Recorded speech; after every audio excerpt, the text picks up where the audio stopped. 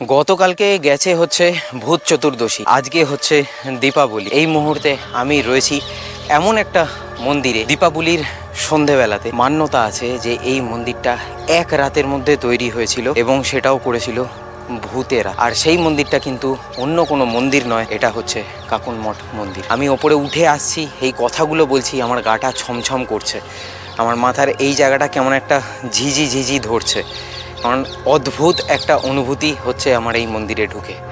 মন্দিরটা হচ্ছে এই হচ্ছে সেই মন্দিরটা।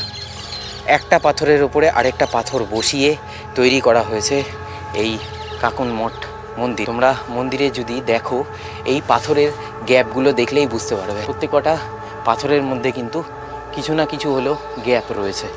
এই হচ্ছে সেই কাকন মঠ মন্দির। এটা কিন্তু দেবাদিদেব মহাদেবেরই মন্দির। এই হচ্ছে আমার পেছনে কাকন মঠ মন্দির, যেটা ভূতেরা বানিয়েছে এক রাতের মধ্যে। দিনের আলো ফুটতেই তারা চলে যায়, আর এই সম্পূর্ণ মন্দিরটা কিন্তু ইনকমপ্লিট অবস্থায় কিন্তু পড়ে থাকে। আর এই অবস্থাতেই সেই তখন থেকে দাঁড়িয়ে রয়েছে।